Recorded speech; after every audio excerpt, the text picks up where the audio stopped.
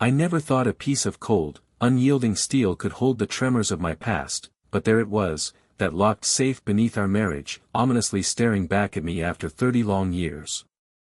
My heart raced as the reality of decades-old secrets came crashing down. It was supposed to be just another day of renovations in our old Victorian house, something I had looked forward to. The attic was the last place we expected any surprises. Tom and I had been together since college. We met at a lecture filled with boring economic theories, where he had managed to make me laugh despite the tedium. Life with him was filled with laughter, anniversaries celebrated in candlelight, and mornings shared over quiet coffee. Until now, I thought I knew everything about him. I can't believe this, I whispered to myself, my fingers brushing over a stack of dusty photographs that seemed to leap out with a story of their own. Each had scribbles on the back, notes, and dates that didn't align with anything I recognized. My own wedding was here, and yet, in the same stack, pictures of a woman I didn't know, holding a child who looked eerily familiar. When Tom returned home that evening, there was no hiding the turmoil etched into my features. "Lisa? Is everything all right?" he questioned, setting down his briefcase, a mask of concern shrouding his features. "No, Tom, it's not," I replied, the words cutting through the space between us like a knife. "I found something, in the attic."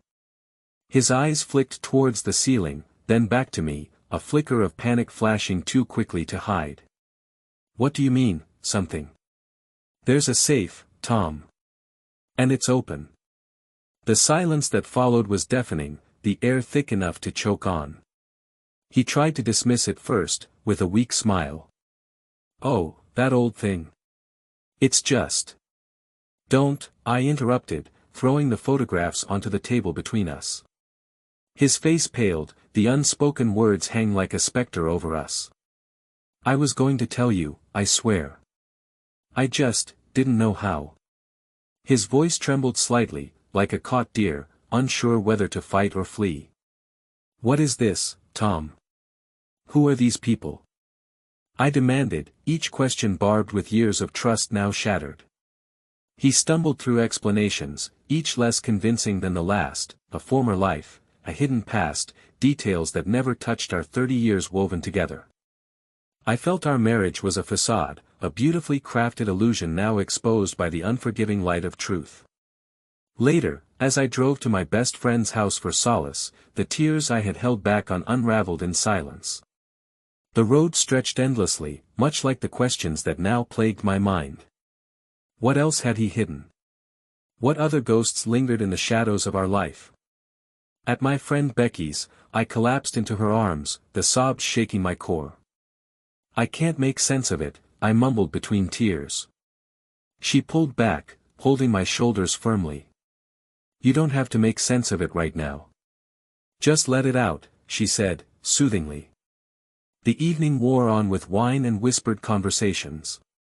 Becky's unwavering support gave me a sliver of clarity in which to navigate the storm of betrayal.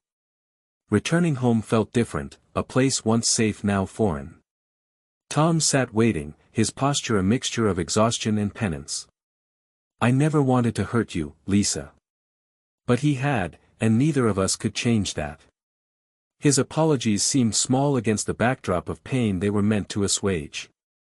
Over the following days, I found myself drifting through memories, happy moments now tainted with doubt. Snapshots of our life together flickered through my mind, each tainted with a suspicion, a question. The safe held more than just photographs, it was a vault of deceit and unspoken truths. As I pondered what lay ahead, one thing was clear. This was not just about discovering a hidden past but reclaiming my future. Little did I know, the path I was about to take would lead to revelations far beyond what the safe could hold. This was only the beginning of uncovering the truth, justice waiting on the horizon. I spent the next few days in a haze, each moment a blur as I tried to piece my reality back together.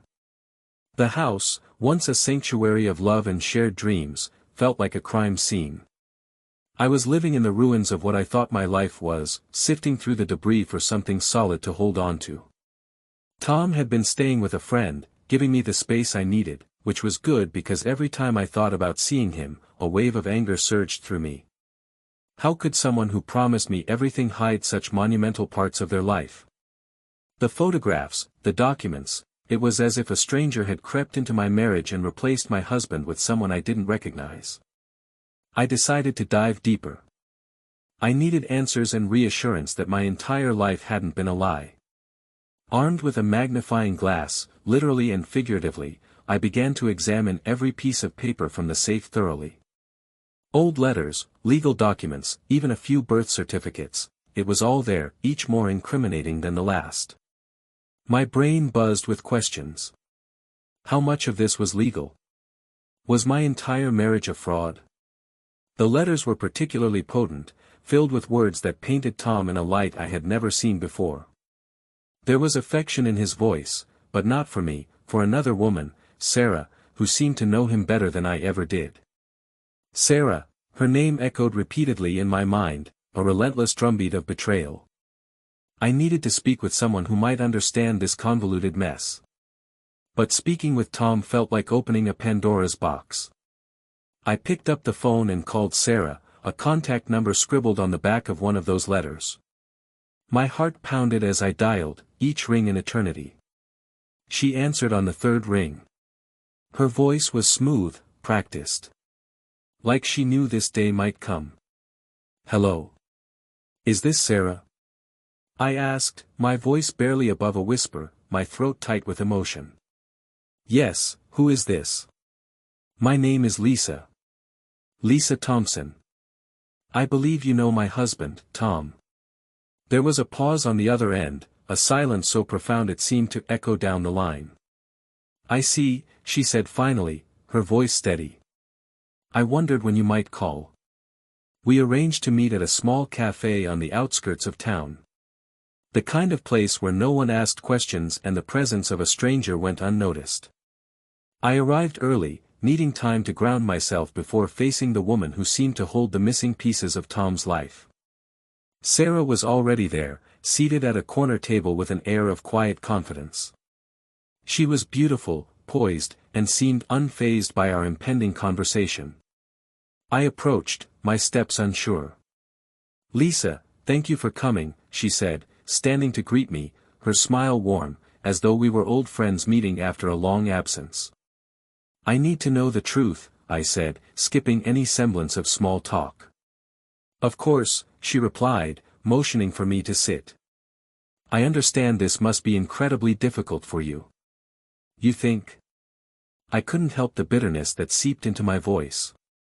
She nodded, her expression softening. Tom and I, we were together before you two met. It was serious, but we drifted apart. Or rather, he drifted. We both moved on, or so I thought until you called. Why did he keep all those things, the pictures, the letters? Why didn't he tell me? The questions spilled out, desperate and raw.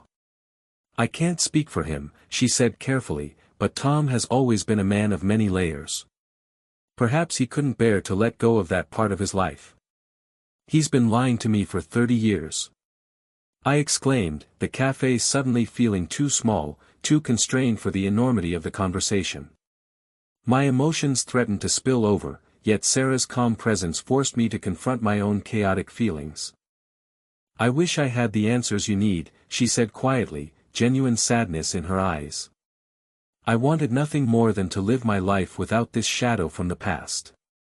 As I left the cafe, my head swirled with more questions than answers. Sarah had seemed genuine, a woman caught in the web of Tom's past just as much as I was. It wasn't her fault, and yet I couldn't shake the feeling of betrayal. Back home, the silence was deafening. The spaces Tom once filled now felt like voids. I found myself sitting on our bed, holding one of the photographs, the edges frayed with time. It was of Tom and Sarah, smiling, carefree. I couldn't reconcile this version of him with the man I married. I needed to speak to Tom, to confront him with what I knew. Running away wouldn't solve anything, I had questions, and I demanded answers. I called him. We need to talk, I said, my voice steady, my resolve hardening with each word. I'll be there, he replied, his voice weary. He arrived that evening, his footsteps echoing through the hallway like ghostly reminders of a happier past. We sat in the kitchen, across from each other, the table a chasm filled with unspoken truths. "I met Sarah," I began, watching for his reaction. His eyes widened slightly, but he nodded. "I thought you might. Why didn't you tell me about her?" "About everything. It was my past, Lisa. I wanted it to stay there. I never intended for it to cross into our life. Every picture, every document, it's like you kept a part of your life hidden from me," I accused, my voice rising with every word. "I loved you, Lisa. Truly. But Sarah, she was a part of me that I couldn't erase. Maybe I should have told you. I just didn't know how." The sincerity in his voice warred with the betrayal in my heart. It was hard to hate him, yet harder to forgive. I felt trapped between the urge to scream and the need to understand. "Did you think about how this would affect us when I found out?" I asked, a tremor in my voice that I couldn't quite control. "I honestly hoped you never would." "That was naive, I know now." "Naive doesn't even begin to cover it," I retorted. "You lied to me every day." He sighed, defeated. "I know I have a lot to make up for, but I want to try, Lisa. If you'll let me." I stared at him, unsure of what to say. He was my husband, but he was also a stranger. The man I thought I knew was layered with secrets, a past entwined with another's. "Why should I?" I finally whispered, the words heavy, laden with hurt. "Because I love you," he said simply, his eyes meeting mine with an honesty that felt new, unguarded. "I need time, Tom."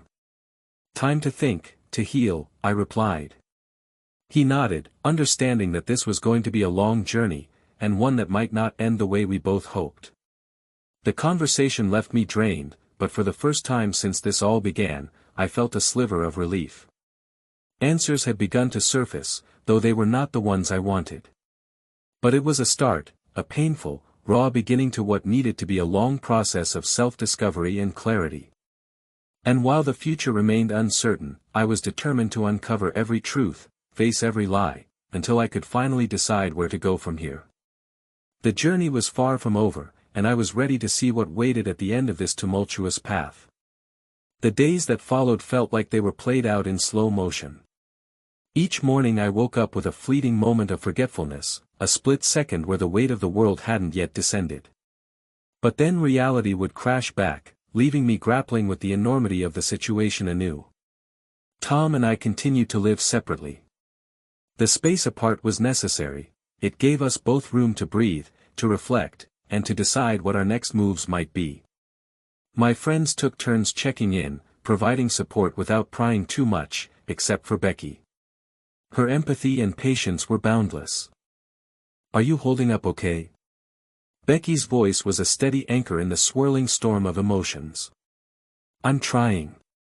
It's hard to reconcile the Tom I thought I knew with the truth I've uncovered," I replied, fiddling with a piece of lint on my sweater. "There's no need to rush your decision, Lisa. Take as much time as you need." She squeezed my hand reassuringly. But the decision weighed on me heavily, a constant companion through the smallest of daily tasks. I vacillated between anger, betrayal, and an odd sense of longing for the simplicity of our life before the revelation. I missed Tom terribly, the easy companionship we once shared.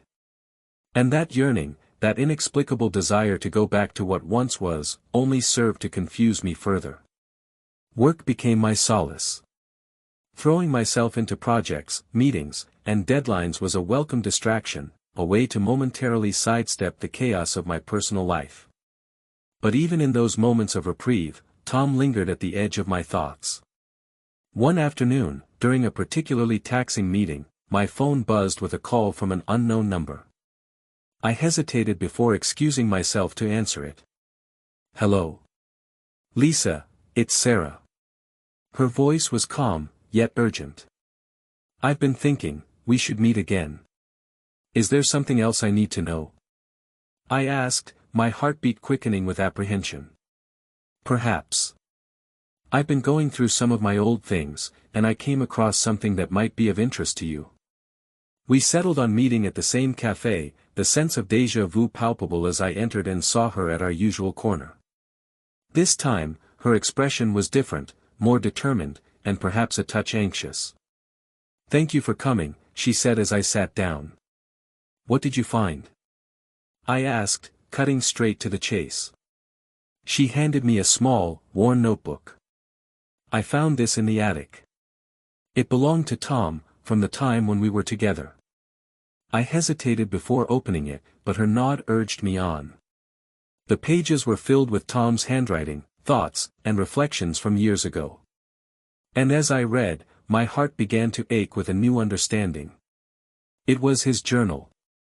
The entries started mundane enough, detailing everyday events, but soon delved into deeper confessions, his struggle with identity, his desire to move forward, or backward, and the constant tug-of-war between his past with Sarah and the life he had started to build with me. "There's a part where he talks about you," Sarah pointed out gently. I turned the pages carefully until I found the entry she mentioned. Tom spoke of meeting me, of feeling a connection that was both exhilarating and terrifying because it meant making a choice he wasn't yet ready to make. "I didn't know I was choosing between two lives," I admitted, my voice cracking. Sarah reached across the table, touching my hand lightly. "I think he didn't fully understand what he was choosing either." The notebook provided clarity, but it also layered my heart with a sadness I hadn't anticipated. It was bittersweet, realizing that Tom had struggled as much as I did now, torn between where he was and where he wanted to be. "I don't know what to do with this information," I said, closing the notebook and pushing it towards her, as though proximity would prevent the pain from taking root. "Maybe it can help you both find closure," Sarah suggested, her gaze steady, understanding etched in her features. That evening, I sat in solitude, the notebook heavy in my lap. It was a bridge between past and present, and I wasn't sure whether to walk it or burn it. But all paths, it seemed, led back to Tom, to the need for truth and balm for the wounds uncovered. Finally, with a resolve stronger than hesitation, I called him. "Can we talk? Face to face," I requested, my voice soft but firm. "Of course. Come over," he replied, the relief evident even through the phone. Stepping into the house was like stepping into a parallel universe. It was the same, yet different, the air thick with ghosts of conversations we had and those yet to come. We sat across from one another, the notebook between us like a mediator. I handed it to him, watching as recognition flickered across his face. "I thought I lost this," he murmured, tracing the cover with tentative fingers. "Sarah found it," I explained, unable to hide the vulnerability in my voice. He nodded, taking a deep breath before opening it. "I wrote this during a time of great confusion. It was my way of coping. I understand more now," I admitted. "Not everything, but some. I never wanted to hurt you, Lisa. I was a coward, running from my own decisions. I was afraid of losing everything, and in the process, I jeopardized it all. Why didn't you say anything sooner?" The question, though gentle, demanded an honest answer. "I don't know. I guess I hoped that if I ignored it, the past would stay buried. But you can't build on buried things, Tom.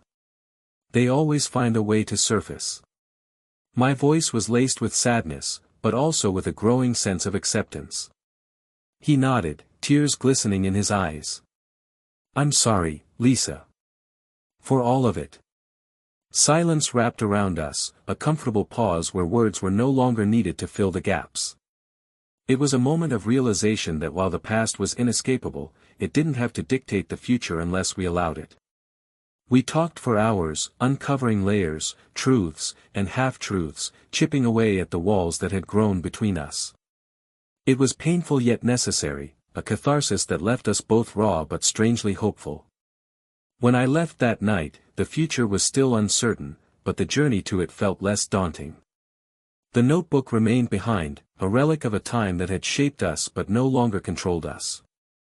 As I drove away, I realized that the real challenge lay ahead, not in reconciling the past but in forging a new path forward.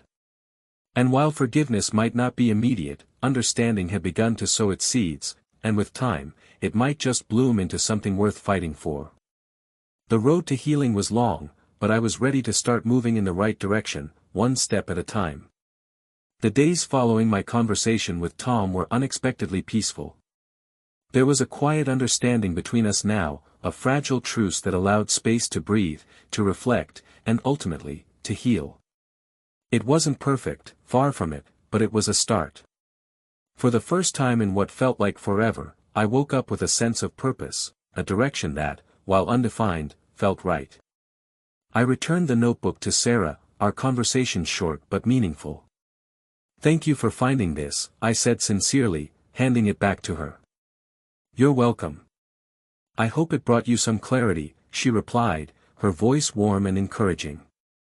"It did," I affirmed. "More than I expected."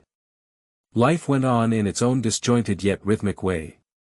Work consumed my weekdays, lending structure to my thoughts. On weekends, I spent time with friends, allowing their light and laughter to pull me back from the darker recesses of my mind. Through it all, Tom and I maintained contact, cautiously rebuilding the friendship that had been the foundation of our marriage. One weekend, Tom invited me over to his place. I hesitated, unsure if I was ready to step back into shared spaces without the guarantee of shared understanding.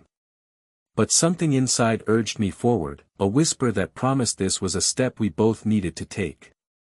His home was different now, a reflection of both solitude and introspection. The walls which once held our shared memories now embraced new beginnings, subtle changes that hinted at his intent to move forward.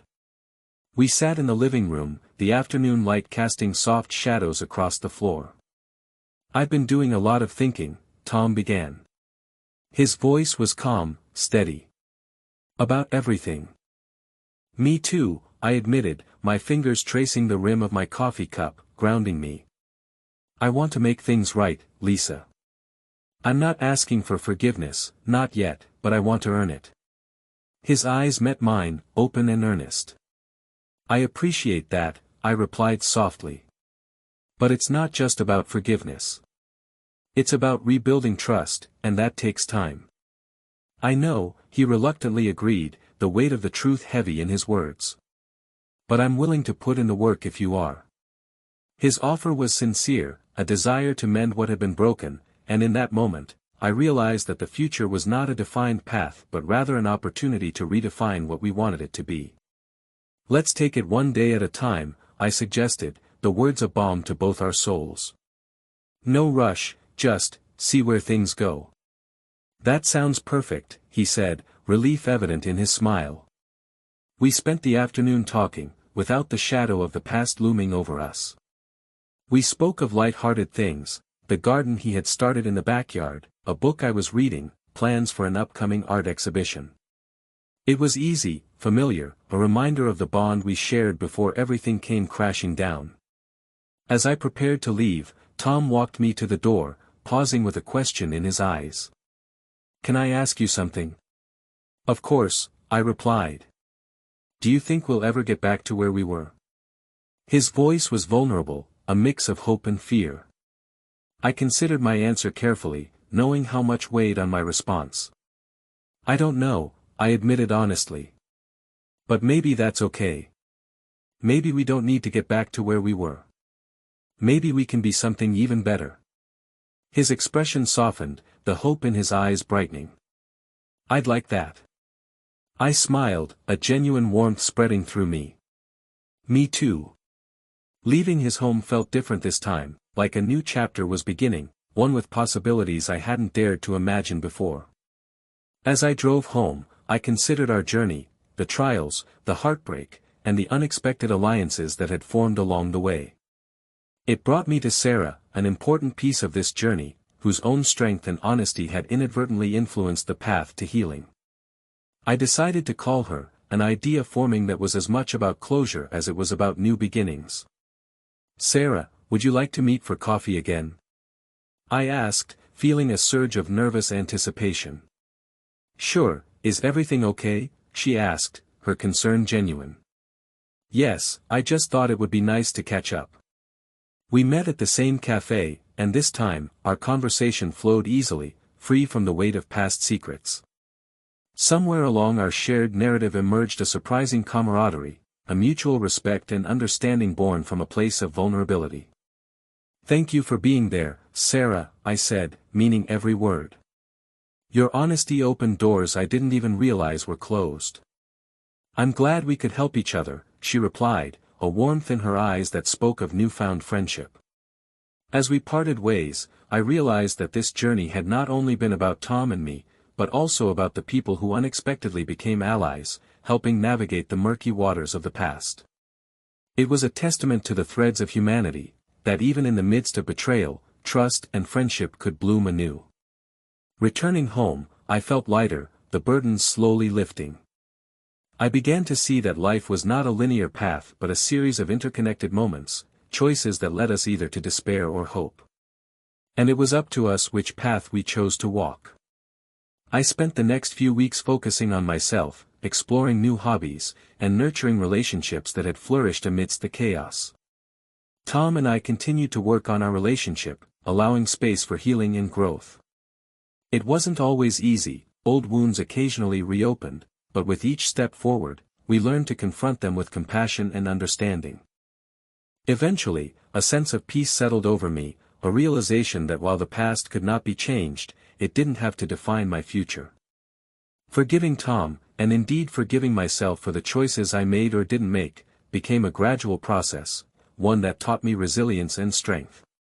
One sunny afternoon, months after our initial confrontation, Tom invited me to meet him at a park we used to frequent. It was a place filled with laughter and shared dreams, a symbol of who we used to be.